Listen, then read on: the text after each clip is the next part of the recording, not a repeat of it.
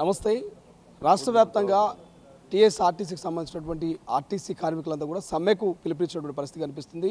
మే 7వ తారీఖున అందరూ సమ్మెకు తరలివ్వాలి, ఖచ్చితంగా ఆ రోజు అందరూ విధులంతా కూడా బహిష్కరించాలంటూ ఇప్పటికే కొన్ని సంఘాలు ప్రకటించినాయి. సో ఈ నేపథ్యంలో ప్రభుత్వానికి 19 డిమాండ్లు పెట్టిరు. సో 19-20 డిమాండ్లను నెరవేర్చాలి, దాని మీద స్పందించాలి, మాతో చర్చలు జరపాలంటూ కొన్ని సంఘాలు, కొంతమంది జేఏసీ నాయకులు డిమాండ్ చేస్తే సో ప్రభుత్వం ఎక్కడ స్పందించలేదు. బట్ ఇవాళ మాత్రం కొన్ని సంఘాలని మంత్రి పొన్నం ప్రభాకర్ కలిసిరు. సో అసలు ఏం మాట్లాడిరు, సమ్మె విరమణకు మరి జేఏసీ నాయకులు ఓకే చెప్పిరా, అన్ని సంఘాలు కలిసి మాట్లాడుకున్నాయా, కొన్ని సంఘాలు మాత్రమే మరి మంత్రిని కలిసినాయా, మరి నిజంగా సమ్మె ఉంటుందా ఉండదా, ఏం జరిగిందో ఒకసారి తెలుసుకునే ప్రయత్నం చేద్దాం. అశ్వత్థామరెడ్డి గారు మంత్రి పొన్నం ప్రభాకర్ గారిని కలిసిరు. సో ఏదైతే ఆర్టీసీ జేఏసీకి సంబంధించినటువంటి చైర్మన్గా వ్యవహరిస్తూ ఉన్నారు. సో మాట్లాడే ప్రయత్నం చేద్దాం. అశ్వత్థామరెడ్డి గారు, మీ సంఘం మాత్రమే పోయిందా, ఇంకా వేరే సంఘాలు మాతో పాటు ఇంకా 4 సంఘాలు వచ్చాయండి. 4 సంఘాలు వచ్చాయి. మొత్తం చాలా సంఘాలలో తెలుస్తూ ఉంది. ఒక్కో సంఘాన్ని ఒక్కో రకమైనటువంటి వ్యవహారాలు కనిపిస్తుంది. సో ఎటువంటి హోదాలో పోయిరు ఈ సంఘం నాయకులు, వాళ్ళు రెగ్యులర్గా యాక్టివిటీస్లోనే లేరన్నట్టుగా మాట్లాడుతూ ఉన్నాయి కొన్ని సంఘాలు. ఎట్లా చూస్తారు? రెగ్యులర్ యాక్టివిటీస్లో ఉన్నాం మేము. కార్మికులకు ఇప్పుడు కూడా అందుబాటులో ఉన్న సంఘం మాదే. వీళ్ళ మెజార్టీ కార్మిక సంఘం కూడా మాదే. వాళ్ళు మాతోనే వెలివేయబడ్డారు. గత ప్రభుత్వంలో ఆ రోజు ప్రభుత్వం వాళ్ళని ఇన్ఫ్లుయెన్స్ చేసి వాళ్ళు మన కార్మికులకు వెన్నుపోటు పొడిచి 34 మంది చనిపోయిన తర్వాత కూడా ఎన్నికల్లో వాళ్ళకి సపోర్ట్ చేసి మునుగోడులకు చివరికి సిపిఐ పార్టీ పేరుతో ఎంప్లాయీస్ని సపోర్ట్ చేస్తున్నాం. థామస్ రెడ్డి గారు కూడా ఇది మా పేగుబంధం అని ఆ రోజు కేటీఆర్ గారు, హరీష్ రావు గారు అనడం, వాళ్ళకి సపోర్ట్ చేయడం, ఆ రోజు మొత్తం కార్మికులు మొత్తం గమనించారు. ఇలా కార్మిక వర్గం కోరుకుంటున్నది ఏంటంటే వాస్తవంగా ఆర్టీసీలో సమ్మె పరిస్థితులు ఉన్నాయి, ఇబ్బందులు ఉన్నాయి. కానీ ఆ నాయకత్వం పైన నమ్మకం లేదు. ఏకపక్షంగా ఒక సమ్మె నోటీస్ జారీ చేయడం జరిగింది. వాళ్ళకి బలం లేదు. బలమున్న సంఘాలు ఎవరు సమ్మె నోటీస్ ఇవ్వలేదు. ఇలా మేము కావచ్చు, ఐఎన్టీసీ కావచ్చు, సిఐటి కావచ్చు, సూపర్వైజర్ అసోసియేషన్ ప్రధానంగా పాత్ర ఉంటుంది. వాళ్ళు ఎవరు సమ్మె నోటీస్ ఇవ్వలేదు. ఇలా 3200 ప్రైవేట్ బస్సులు ఉన్నాయి. వాళ్ళ యొక్క సమస్యలను కూడా మనం పరిగణలోకి తీసుకోవాలి. ఇక్కడ వాళ్ళ 3200 బస్సులకు సంబంధించిన డ్రైవర్లకు సంబంధించిన సమస్య ఏ ఒక్కటి కూడా సమ్మె నోటీసులు లేవు. మొన్న మా దగ్గరికి వచ్చినప్పుడు చర్చలు ఇచ్చినప్పుడు మేము ఒకటే మాట చెప్పడం జరిగింది. అందరం కలిసి సమ్మె నోటీస్ ఇద్దాం, మే 2 తారీఖు నాడు ఇద్దాము.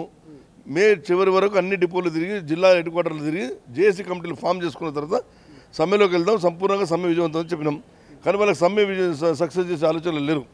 ఎందుకంటే వాళ్ళు కేవలము కార్మిక శక్తిని నిర్వీర్యం చేసి కార్మికుల బలహీనతను మళ్ళీ ఒకసారి ప్రభుత్వం ముందర పెట్టే ప్రయత్నాలు చేస్తారు తప్ప కార్మికులను బలహీనం చేసి. కాబట్టి ఇప్పటికైనా నేను వాళ్ళకి చెప్తున్న సంఘానికి, రేపు 7 తారీఖు నాడు అయితే సమ్మె ఉన్న ఆలోచన ఉందో విరమించుకోండి. కార్మికుల ప్రయోజన దృష్టిలో విరమించుకోండి. ఎక్కడ బలం లేదు, సమ్మె జరిగే పరిస్థితులు లేవు. వాళ్ళేమో ఖచ్చితంగా సమ్మె చేస్తామంటున్నారు, మీరేమో సమ్మె జరిగే పరిస్థితి లేదు, విధులకు పోతారు మా వాళ్ళని చెప్తాను. అంటే ఎట్లుంటుంది, సగం పోయి సగం డుమ్మా కొట్టే అవకాశం ఉంటుందా? అంత సగం సీన్ ఎక్కడ ఉంటుందండి? మీరు చూస్తారు కదా, ఎల్లుండి ఉదయం ఇంకా 36 అవర్స్ ఉంది. అంటే రేపటి నుంచే సమ్మె స్టార్ట్ కావాలి. లాంగ్ బస్సెస్ రేపు చూద్దాం. వాళ్ళు రేపు ఈ టైం వరకు నుంచి స్టార్ట్ కావాలి. కానీ వాళ్ళు కొన్ని డిమాండ్లు చెప్తారు. కారుణ్య నియామకాల విషయం కావచ్చు, పని భారం కావచ్చు, ఇవన్నీ కూడా బాగా ఒత్తిడి పెరుగుతూ ఉంది. మహాలక్ష్మి అనేటువంటి పథకం, ఫ్రీ స్కీమ్, ఫ్రీ బస్ వచ్చిన తర్వాత పని భారం ఎక్కువ పడుతుంది, మా వలన ఇంత సక్సెస్ అయింది ఈ స్కీమ్ అనేది కూడా చెప్తా ఉన్నారు. ఎట్లా చూస్తుంది? 100% మహాలక్ష్మి స్కీమ్ అన్నదాన కండక్టర్ కానీ డ్రైవర్లు కానీ గ్యారేజ్ సిబ్బంది కూడా పని భారం అయితే పెరిగింది వాస్తవమే. దానికి తోడు ఆర్టీసీ అధికారులు మళ్ళీ సింగిల్ క్రూ డ్యూటీలు పెడతారు, కార్మికులు వేస్తారు వాస్తవమే. సమస్యలు ఉన్నాయి, సంపూర్ణంగా సమస్యలు ఉన్నాయి. సమ్మె చేసే పరిస్థితులు ఉన్నాయి, లేక కాదు. ఇలా ప్రభుత్వం ఇచ్చిన హామీలను నెరవేర్చుకొని మనం చెప్తున్నాము. కానీ వీళ్ళు ఏకపక్షంగా సమ్మె నోటీస్ జారీ చేసి కార్మికులకు విశ్వాసం లేకుండానే ప్రధానమైన సంఘాలను కనీసం వాళ్ళు పలకలేదు. కనీసం మాకు ఉత్తరం కూడా రాలేదు. మొన్న మే 22 తారీఖు నాడు, ఏప్రిల్ 22 తారీఖు నాడు ఉత్తరం ఇచ్చారు. 20 తారీఖు నాడు ఉత్తరం ఇచ్చారు మాకు, 22 తారీఖు చర్చలని, మాతో ఒకరు కలిసిరండి అని. అంటే మాకు సమ్మె నోటీస్ చేయడానికి మాకు కూడా సాంకేతికమైన కారణాలు ఉంటాయి. మేము సమ్మె నోటీస్ ఇచ్చిన తర్వాత 14 రోజుల వ్యవధి ఉండాలి. 14 రోజుల కన్నా ముందు మేము సమ్మె నోటీస్ ఇస్తే మేము సాంకేతికంగా డిఫాల్ట్ అయిపోయే అవకాశం ఉంటుంది. మళ్ళీ కార్మికులకు ఇబ్బంది కలుగుతుంది. ఎందుకంటే పెద్ద సంఘం అది, మెజార్టీ కార్మికులు మా పక్షాన ఉన్నారు కాబట్టి వాళ్ళకి ఇబ్బంది కలగొద్దు. నేను ఇప్పుడు కూడా వాళ్ళకి చెప్తున్నాను, రేపు మే 7 తారీఖున మీ సమ్మెను వాయిదా వేసుకోండి. అందరం కలిసి సమ్మె నోటీస్ జారీ చేసి సమస్యలు తీరేంత వరకు పోరాడడానికి మేము సిద్ధంగా ఉన్నాం. మంత్రి పొన్నం ప్రభాకర్ గారు ఏం హామీ ఇచ్చారు? వాళ్ళు ప్రధానంగా వాళ్ళు చెప్తా ఉన్నారు, మమ్మల్ని మంత్రి పిలవలేదు, ముఖ్యమంత్రి పిలవలేదు, మాతోటి కూర్చొని మాట్లాడలేదు, మా డిమాండ్ల గురించి డిస్కషన్ చేయలేదని అంటున్నారు. సో మీతో ఏం మాట్లాడారు, మీకేం హామీ ఇచ్చారు? వాళ్ళ బలము ప్రభుత్వానికి తెలుసు, యాజమాన్యానికి తెలుసు. బలం ఉంటే లేబర్ కమిషనర్ పిలుస్తాడు. వాళ్ళకి బలం లేదన్న సంగతి కార్మికులకు తెలుసు, ప్రజలకు తెలుసు. అందుకనే పిల్లలు నీకు బలమే లేదు, నువ్వు కేవలం కొంతమందిని కలుపుకొని ఆ 7 సంఘాలని పేరు చెప్తున్నావు తప్ప 7 సంఘాలు బలం లేవు. అవి మా దాంట్లో 10% లేరు. మా తెలంగాణ మధ్యలో అందరు కలిపితే కూడా 10%కు రారు. సిఐటి సంఘం ఉంది, ఖమ్మంలో గుర్తింపు ఉంది సంఘం, వాళ్ళు సమ్మె నోటీస్ ఇవ్వలేదు. ఈ మధ్యన ఈ ఎంప్లాయీస్కి వెళ్ళి ఐఎన్టీసీలో పోయినారు, కాంగ్రెస్ పార్టీ అనుబంధ సంస్థ, అక్కడ వాళ్ళు కూడా సమ్మె నోటీస్ జారీ చేయలేదు. ప్రధానంగా సూపర్వైజర్ ఉంటుంది అక్కడ, వాళ్ళకు సమ్మె నోటీస్ జారీ చేయలేదు. ఇవన్నీ సమస్యలు ఉన్నాయి, వాళ్ళకు వాస్తవ పరిస్థితులు అర్థమైతే లేవు. కేవలం మేము సమ్మె చేస్తున్నాం తప్ప నాకు తెలిసి రేపు కోనం శ్రీని సమస్యలు ఎవరినో పట్టుకొని రేపు సాయంత్రం వరకు చేతులు ఎత్తేస్తారని నేను చెప్తున్నాను. ఎట్లా చూస్తారు? గత ప్రభుత్వంలో అనేక సమ్మెలు జరిగినాయి, అనేకమైనటువంటి ధర్నా నిరసనలు ఆర్టీసీ కార్మికులు చేశారు. కానీ కాంగ్రెస్ వచ్చిన 17 నెలల తర్వాత ఇది మొదటి సమ్మెలే కనిపిస్తున్నది, మొదటి బంధు పిలుపులే కనిపిస్తున్నది. ఎట్లా చూస్తారు? అంటే గతంలో సమస్యలను 10 సంవత్సరాలు అయితే టీఆర్ఎస్ ప్రభుత్వం ఉందో అప్పుడు కొన్ని పనులు చేసుకున్నా కూడా ఈ ప్రభుత్వం ఉద్దేశపూర్వకంగా 2019 సమ్మెలోకి నెట్టి కార్మికులను ఆర్టీసీని నిర్వీర్యం చేసి అమ్ముకునే స్థితికి తీసుకొచ్చింది. ఈరోజు కాంగ్రెస్ వచ్చినాక 2017 సంవత్సరం పిఆర్సీ ఇవ్వడం జరిగింది.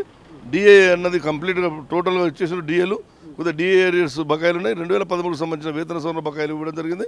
ఇంకా కొన్ని పనులు అమలు అయినాయి కాదు. ఉదాహరణకు రిక్రూట్మెంట్ జరిగింది చనిపోయిన పిల్లల ఉద్యోగులు, కానీ ఆ విధానం కరెక్ట్ కాదు, కాంట్రాక్ట్ విధానం కరెక్ట్ కాదు, రెగ్యులర్ పాస్ విధానం జరగాలని మా డిమాండ్. మేము ఈ డిమాండ్లు అన్నిటితో గత ఏడాది మేము ప్రభుత్వానికి వినతి పత్రం ఇచ్చినాం. దానిపైన చర్చ కూడా జరుగుతుంది. చర్చ జరిగినప్పుడు ఈ సమస్యలన్నీ ఖచ్చితంగా మేము సాధిస్తాం. సాధించిన పక్షాన ఖచ్చితంగా తెలంగాణ వాసులు మళ్ళీ పోరాడానికి సిద్ధంగా ఉంటుంది. ఫైనల్గా ఏం చెప్తారు? కార్మిక సంఘాలన్నిటికీ ఏం చెప్తారు? ఒక్క సంఘానికి నేను చెప్పేది ఒకటి, ఇప్పుడు మీరు పోతున్న పద్ధతి కరెక్ట్ కాదు. అందరిని కలుపుకొని పోతే ఫలితాలు వస్తాయి. అందరిని కలుపుకోకుండా పోతే అందరినీ ఇబ్బందులకు గురి చేసే చర్య ఇది. కాబట్టి ఇప్పటికైనా ఆలోచించి అందరం కలిసి ఒక సమ్మె నోటీస్ జారీ చేయడానికి సిద్ధంగా ఉన్నాము. సో ఇది అశ్వత్థామరెడ్డి గారు క్లియర్ చెప్తా ఉన్నారు. అందరం కలిసి కట్టుగా పనిచేస్తే బాగుంటుంది. సో ఎవరైతే 7-8 సంఘాలు ఉన్నాయో వీళ్ళంతా కూడా సమ్మెను విరమించుకోండి.